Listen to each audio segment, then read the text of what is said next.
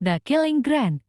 Siapa musuh dalam selimut Prabowo? Tulisan ini tidak lahir dari kepentingan politik, tidak pula karena kedekatan dengan kekuasaan, melainkan lahir dari perenungan panjang, dari jejak pengalaman hidup yang melekat kuat dalam memori saya. Saya masih mengingat jelas 27 Juli tahun 1996, ketika Jakarta dilanda tragedi kuda tuli. Saya ikut turun ke jalan menyuarakan kegelisahan bersama ribuan rakyat lainnya. Sepulang dari aksi, seminggu kemudian saya meninggalkan rumah. Kakek saya pensiunan TNI era Soekarno di Paseban, Salemba, Jakarta Pusat kembali ke Semarang. Setiba di rumah almarhum ayah Kesatrian, Jatingalah secara diam-diam saya dimintai keterangan oleh Bakorstanas Dakota Semarang melalui Kodim kini Kodim 0733 Bias. Tak lama, kabar pemeriksaan sampai ke almarhum Bapak yang saat itu masih aktif di Pusat Penerbangan TNI Ed Penerbat dan Landasan Pangkalan Militer Ahmad Yani Semarang. Tak ada kemarahan yang saya terima, justru sebuah pelajaran hidup yang membuka mata. Jangan terjebak di permukaan politik. Yang kamu lihat hanya panggung, tapi yang menentukan adalah medan tak terlihat, dan itulah yang disebut APOS. Killing Ground dan APOS. Strategi untuk menyingkirkan lawan tanpa benturan langsung. Kuat, terang almarhum Bapak saat itu. Nasihat itu kini menggema kembali dalam benak saya. Saat menyaksikan transisi kekuasaan dari Presiden Jokowi ke Prabowo Subianto saat ini, panggung terlihat bersih dan tertib. Tapi di baliknya, medan perang kekuasaan tengah berlangsung. Dan tulisan ini adalah hasil dari perenungan, diskusi mendalam, serta pengamatan terhadap dinamika kekuasaan yang tak lagi sederhana, serta berbagai sumber tentang strategi dalam politik. Jika kita berdiri tanpa kepentingan dan sekadar mengedepankan nalar, pertanyaannya sederhana, di mana letak Jokowi dalam skema transisi kekuasaan ini? Hari ini kita menyaksikan paradoks besar. Mereka yang dulu terang-terangan anti Prabowo pada Pilpres 2014 dan 2019, kini mendadak menjadi bagian dari barisan pendukung Prabowo. Tapi mari jangan naif, ini bukan soal rekonsiliasi ideologis, melainkan penyamaran politik untuk menyelamatkan status quo. Saya meyakini Prabowo tahu ini. Ia paham benar bahwa dalam barisan pendukungnya sekarang bersemayam banyak faksi dengan kepentingan beragam, mulai dari faksi bisnis, elit birokrasi lama, sampai para pemain narasi dan disinformasi.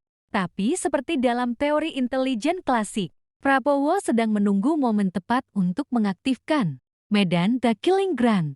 Dalam ilmu strategi militer dan intelijen, The Killing Ground adalah kawasan yang diciptakan secara sengaja untuk menjebak musuh.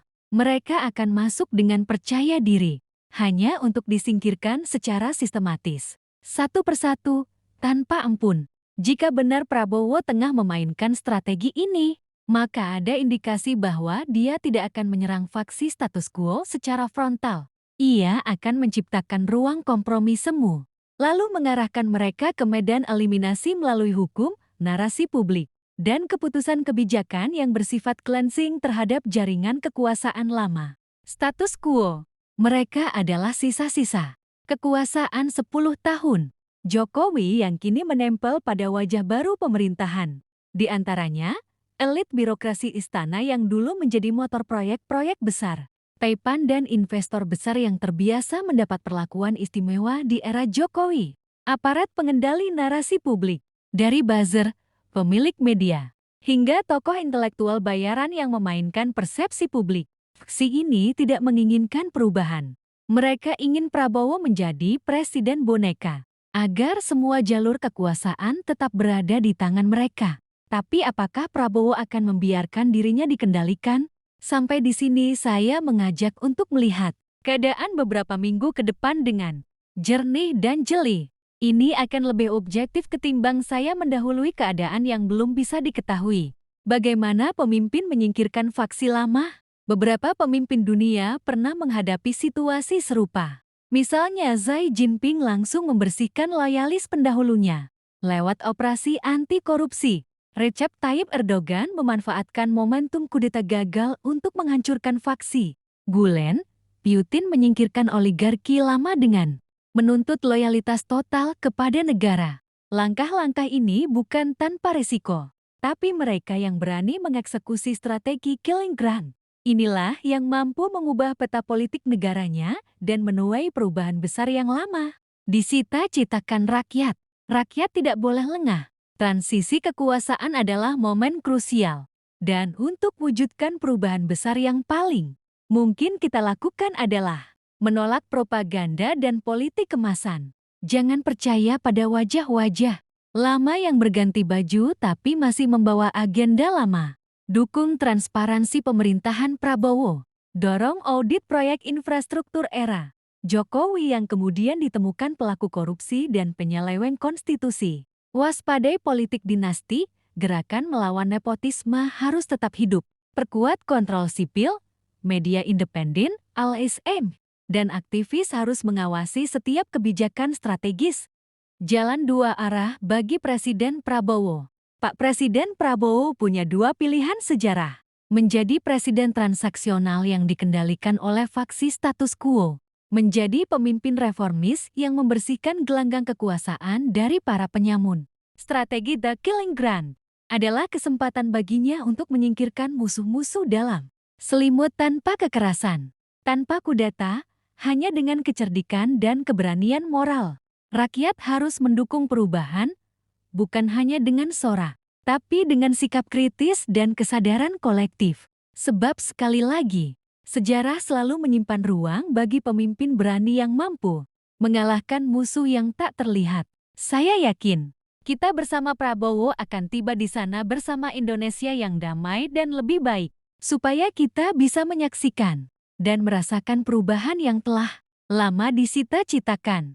Mari kita coba gunakan prinsip dari tokoh nasional yang juga aktivis senior, Dr. Hariman Siregar yang telah teruji nyata melewati masa sulit saat pandemi COVID-19 hingga hari ini. Kuat, jaga kesehatan, perbanyak doa dan ibadah, bantu kawan jika mampu dan kuat. Remol Nies penulis adalah mantan kepala aksi advokasi Pijar era tahun 90-an. Saat ini aktif di Indonesia Demokrasi Monitor, editor Edi Imulyana. Itu pasal 33, bumi dan air dan semua kekayaan yang terkandung di dalamnya dikuasai negara. Selama sekian puluh tahun, Senayan nggak jelas. Yang ini dikuasai ini, yang itu dikuasai itu, ya kan?